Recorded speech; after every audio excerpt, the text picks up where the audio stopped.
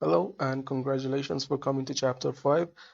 And this is finally the fifth and the final chapter. And it's going to be the shortest in time because there's just a bit of polishing that we need to do to fix this, and of course a bit of lighting and post-processing. And in the first lesson of the final chapter, we're going to create a water material because this is a dock and nobody really can imagine a dock without water. And this one will also add to the knowledge base that we have learned in this course. So, for creating the water material, we need a plane. We need to create a plane that encompasses a lot of areas. So, for creating a plane, let's simply go to Blender, delete everything out, and create a simple plane. Okay, let's make this so big, or let's add a plane, and instead of 2 meters, let's make it 20 instead, so that it becomes bigger. And for the UVs, we're not going to do anything because it's going to have the UVs correct. We want the UVs to be 0 to 1 UV space. And you see here the UVs are from 0 to 1 UV space and the UVs are right. And I named it a static mesh water plane. So for the pivot, let's go and assign the pivot to here, so that if in Unreal Engine we wanted to snap this together, we have easier time snapping this. And because this is 20 meters, we have really easier time snapping these if we wanted to. So this is our plane, and let's go to Vertex and create an exports folder and export this one. Okay, let's go back to Unreal and bring in our plane. I created a folder for that, and let's import it. And this is it. And I do not want to make it nanite because we're going to make this translucent, and nanite I believe do not support the translucency for now. So let's import it, and it imported, and now let's drag it into the scene. And the first thing that we need to do is rotating this. Let me enable the angle snap so that we're rotating to this degree, which is right to the direction of the beach line here. So let's, for the scaling, I'm going to just lock the scale and scale it by 10 so that we bring it here without any problem and scale it. Of course, 10 is too much. Let's make it 5. And remember that I really just want to affect the area where we are seeing that in the composition camera. So let's bring it here, and it doesn't matter if it goes beneath that layer. We really have no problem hiding the water layer in there. So let's go to the composition camera, and looks like we need to bring the surface of the water down a bit. So to control this mesh, you can either select it, and in the location in the Z, let's drag it down, or if you want to manually do that, we see no pivot in here. So hold down Alt and middle click in here to create a temporary pivot and bring the water surface down. So I believe this is good for our purposes. So now we need to create the material. And the first thing that we see about the water is the water ripples and waves that we see on the surface of the water. So let's create that. So I'm going to save it, and in the materials folder, let's create a new master material because we want to make this a translucent material, and these materials that we created, one of them is masked and one of them is opaque. So depending on the surface of the material, this is different. So create 00mm_water. Okay. Of course, we're going to change the blend mode to translucent and do that changes, but for the time being, I'm not really concerned about that. I'm first going to create the normal so that we see what we're going to do, and then after that create the base color, roughness, and anything basically. And of course, we may add a refraction later on so that when we look at the water, the things beneath it break. And you have seen this effect when you put a pencil in glass of water, and fill the glass with a bit of water, you see the pencil is breaking, and that is because the waves break, waves of the light break when they enter the surface of the water. So we're going to create that effect as well. So let's go for creating water waves and ripples, and then animate them as well. And for creating the normals, I'm relying on Substance Designer, and that is the best choice really to create some normals really fast. And there are some options that we can use, for example, to create water normals. Is you can use Perlin noise, and this Perlin noise really you can bring the scale down, and this would create a good normal map. So we need to create the normal map as well. So let's drag a node out and normal. And in here we need to set the mode to OpenGL as well. So you see right away we start to see a bit of displacement in here. So let's make it stronger just a bit, make it 5 or 10. So you see a bit of displacement happening. And if you want to add more, you can really tile that. And since this one is procedural, it's tiling perfectly. So this is one of the ways to create a normal map for water. And another note that you can use to create really water caustics is this real-time caustics. And of course, there's a colored version of that, and we're not using that. We're using the grayscale. Both of them give you the same results, but you want to use grayscale if you really just want to turn it back into a normal really right away. So now we plug this one into here, and you see we get something like this water caustics that you see happen in the surface of the water. So there are some parameters that you can change. You can take this slider and drag it to the way that you want, and of course you can manipulate the surface IOR to make it stronger or less stronger, but we're going for something a bit less stronger. And of course for surface height scale you can really manipulate to get something really radical or something settled. So because we're going to use this one for normal map, we're going to use something settled. So instead of using this, let's plug this one into normal map. And this is the result. It's too noisy, and before that we need to hit a space on here and bring a node blur.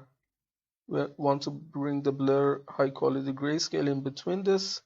So it's right away too strong. If you look at the normal map, you see it's really washed away. And let's check that. For the quality, I'm bringing it to top. And for the intensity, let's make it something like this. Okay, now this is really a good normal map that we can create for the surface of the water. And of course, one of them. Because I'm going to create another one and blend them on top of each other to create a good effect.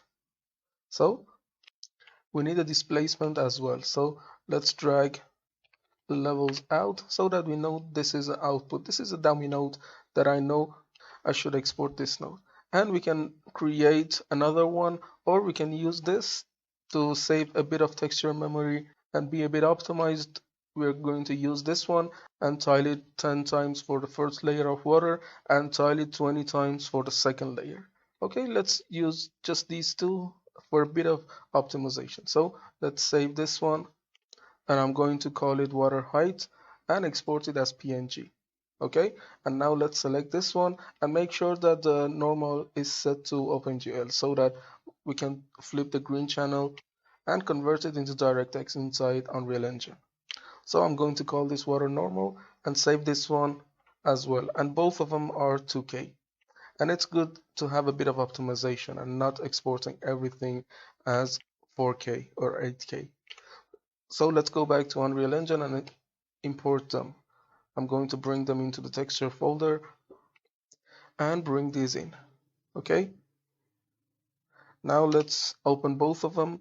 I'm going to flip the green channel on this one and bring this one to the mask compression setting to turn off the sRGB and save everything out. So let's bring these into the shader and start creating. And right away, let's plug the normal map in here. And this one, let's leave it for later on because we're going to use this for creating the offset effect. Okay, now if you see this, you're seeing something just like the water ripples happening. And for optimization, let's select this one and bring the normal utility in here. This normal U, which is a 16 by 16 texture, so that not every time you're using a 2K texture in the background and creating a material instance on top of it. Okay, for this one as well, let's use the armh utility, and then later on in the material instance we will fix them. So let's create a parameter and call this one normal underline 1 because we're going to create a couple of normals. So let's drag this one out again and call it normal underscore 2, and we're going to blend them together. So let's create a normal angle, blended normal angle. Let's search for angle corrected normals. Okay, this is the base normal and this is the additional normal, and let's plug them into the normal map. So we need different tiling for each one because I want some to be bigger and another one to be a smaller. So let's bring the texture coordinate and copy it a couple of times. Multiply and multiply and bring a scalar parameter, and this scalar parameter multiplies the UV in X and Y together. And if you want to have control over the X and Y separately, you need to create a couple of these and then bring a append vector and append these two together. And the reason that we're not using add, because add adds these two values. For example, if this one is 0 and this one is 1, it adds both of them together and it becomes 1 and it multiplies by 1. But append vector is different. It's not adding them, it's creating two channels separately. For the first channel we're creating one, and for the second channel of course we're going to create one as well. And it's not adding them, it's appending to create a two vector value, X and Y, A and B, or R and G, or whatever you want to call it. So for this one, let's call it normal underline 1 X tiling, and for this one normal underline 1 Y tiling. Okay, and let's plug it into here and bring this one into the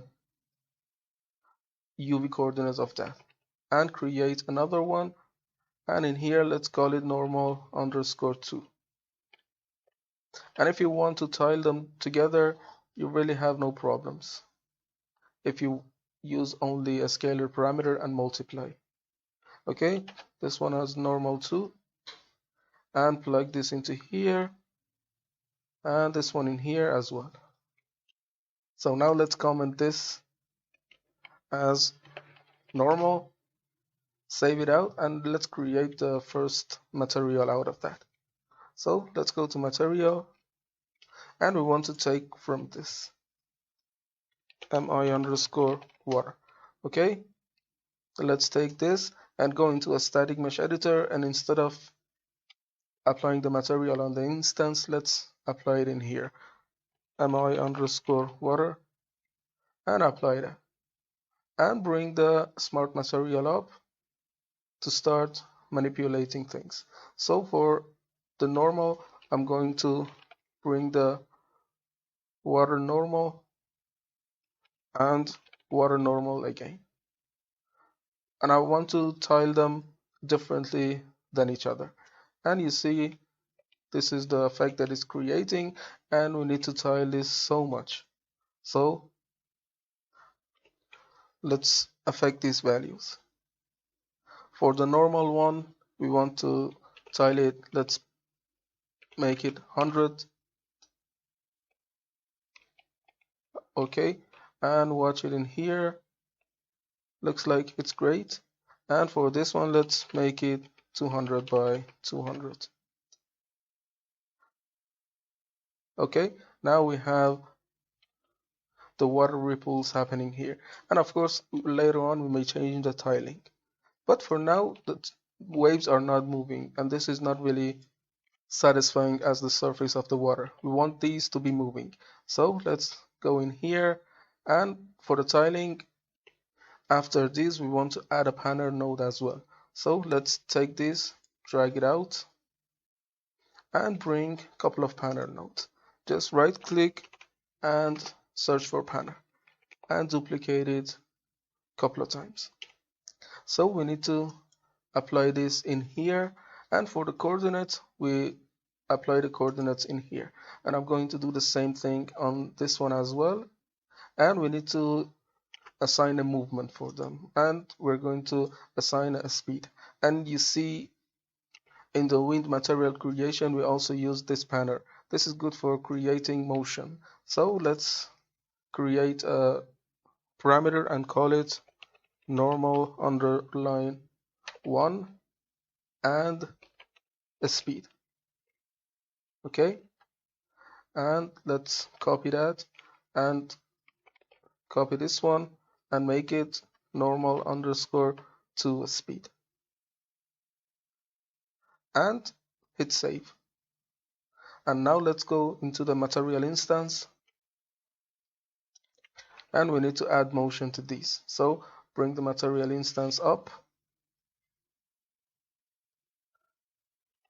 and we're seeing only this, and looks like, yeah, this one has not been connected to its place.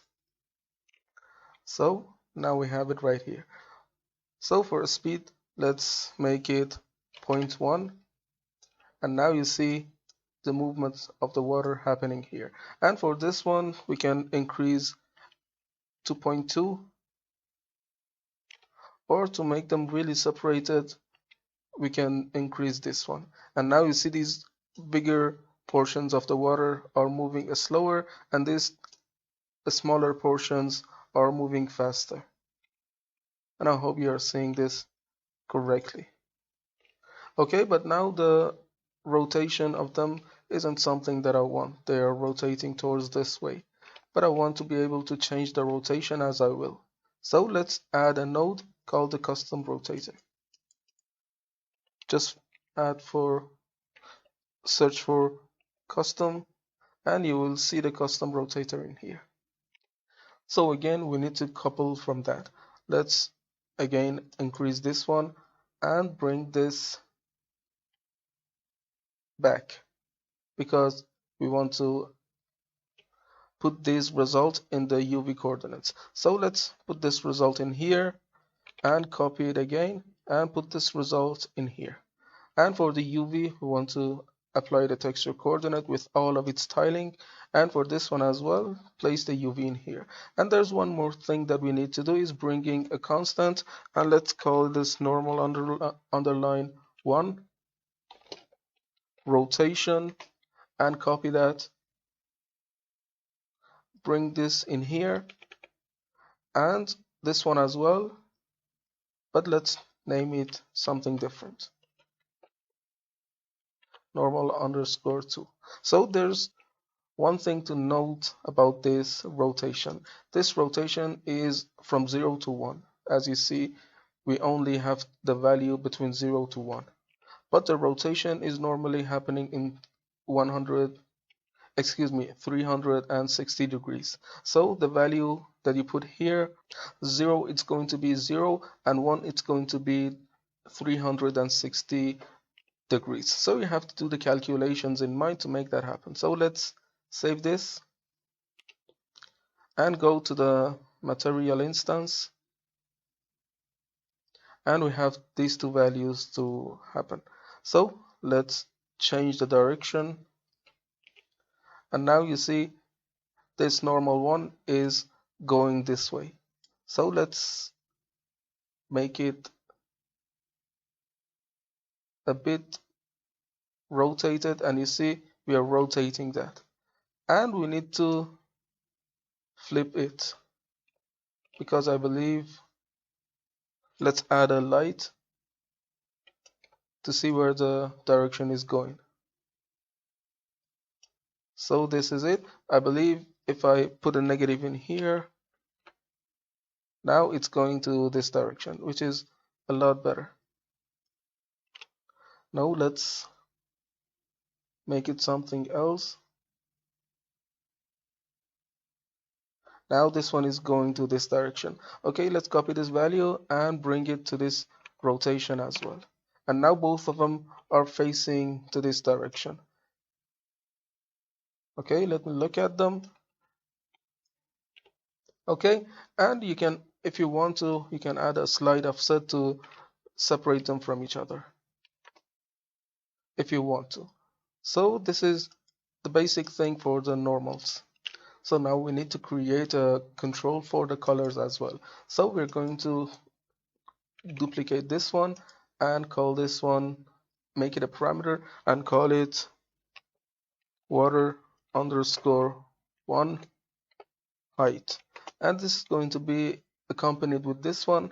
And let's apply the UV coordinates all to this one so that they are being controlled together. And let's copy the name and make it parameter as well and call this one water 2 and apply the rotation and basically UVs of that one to this one. Okay, now we need to blend these two together, and for the blending we're going to use a simple lerp, and for this one I'm going to put the result into A and for this one into B. And for alpha, we're not applying anything. Of course, we do not want to apply anything because we're going to use a 0.5, which is going to blend between the two. Just like the normals that were crossing each other, we're going to do the same thing. So let's add another lerp and plug this one into the base color. Now we want to create a couple of colors for the surface of the water. So let's bring a couple of vector 3s and convert them into parameters and call this one water underline 1 color and call this one water underline 2 color. Okay, and drag these two in. So I need to make this one black because this A is black and B is white. 0 and white, if you remember. So I'm going to put the result of this lerp into this alpha and let's make this one white. And now let's go into the material instance to be able to change the color. So let's bring the material instance up. And for the mask, I'm going to bring T underscore water height. Okay, and let's bring this here and apply that to this one as well.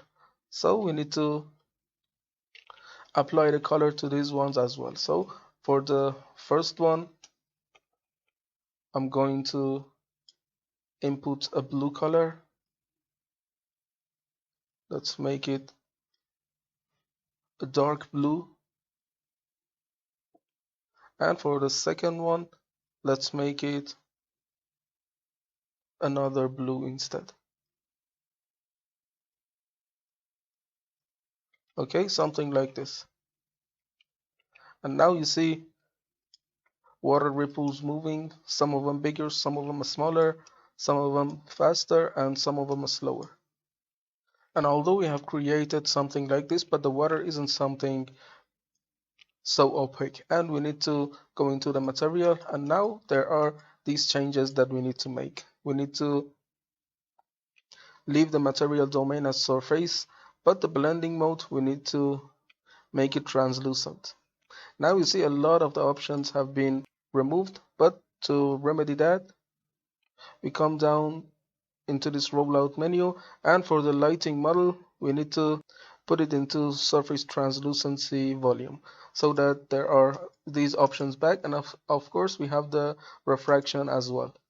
So let's hit save, and it's still no effect because we need to apply the opacity as well. So let's go for the opacity, and for testers, let's apply the 0.5 to opacity so that we are blending between half and value. So right away you see that we're able to see through this material. Let's save it, and right now you see the opacity taking place. Of course, there are some things about the color that we need to change, and we will do that later on. So there's one thing about the water. If you start to look at this steep angle, you do not see anything, and if you start to look perpendicular, you're able to see a lot of things. And to do that, this effect is called Fresnel.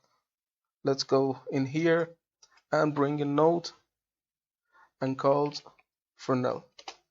Okay, this Fresnel is something that makes that happen. If I assign it to the base color, let's remove this one. No, let's assign it to emissive color. So you see, we are seeing a transition of value between 0, which is dark, and white, which is the brighter, of course. So when we are looking at the perpendicular angle, we are seeing 0. So when we are looking at steeper angles, we are seeing none. And this is basically what we are going to do with that one. So let's drag this in, and for the opacity, let's drag this one in as well. And now you see the effect happening in here. On the edges, we are seeing the effect to be more opaque, but when we're looking perpendicular, we're getting perfect translucency. And for controlling the value, we need to put a scalar parameter in here and call this one Fresnel opacity. Okay, and now let's go and change it in material instance. And now right away you see no changes happening in here. So let's find that. It's the Fresnel opacity. Let's drag it up. And now you see when we are looking right away into the surface of the water, we are seeing a lot of things. But when we look this way at a steeper angle, we are not seeing much. And this is basically what happens with the surface of the water. Let's make it 3, 1, or basically any value that you want to put. You see, when you're looking down the water, you're seeing a lot of things, and when you look at this angle, not a lot of opacity happens there. And I do not want to see a lot of translucency in here. Let's drag that down a bit so that we are seeing a bit of movement and motion happening in here. So this is good, and now I feel like I can change the tiling. Let's make this one 50 and this one 50 as well, and let's make this 100 instead, and go through the composition camera and I start to see that. So let's add a bit of color correction into the water, and right now we're not able to select this because it's translucent and we're not able to select it. To be able to select the translucent objects in Unreal, you simply hit T so that you're able to select the translucent materials. Okay, and this one is here. Let's go down for color, and for color I'm going to use some of the real references that we have. So let's use these real references to be able to color this. So for the main color, bring it up and use this color picker and select something from here. And for the second one, let's pick a brighter one. And this one is singing a lot more with the environment and with the colors that we have. Of course, later on, using the post-process volume and lighting, we will make them blend together pretty much nicely. So there's one more thing that we can do, is taking these and bringing this out. because now the material is showing what is underneath, and this is a pure blue color which we really do not want.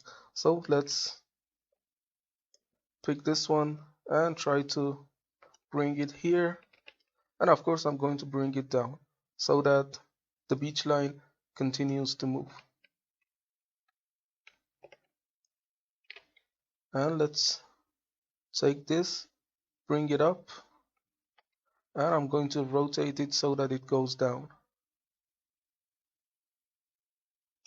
Okay, something like this. And to make the blend a bit better, I'm going to select the landscape, bring the landscape edit mode, and try to erase this part a bit. Just try to paint negatively so that the effect goes down. Now we have the beach line a lot better, and it's singing a lot better with the environment. So it's now selecting the water. I do not want it. Hit T again to disable the translucency selection and bring this one right to here. And now let's look from the composition camera, and we need to do this more for other parts as well. So let's select it, and I'm going to bring it down much.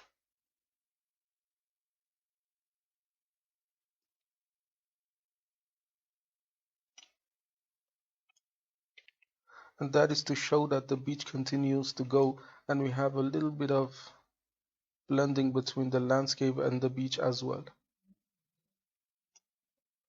So let's drag this one back, and to blend more I can take all of them and do another copy, but this one change the angle to make the angle right straight.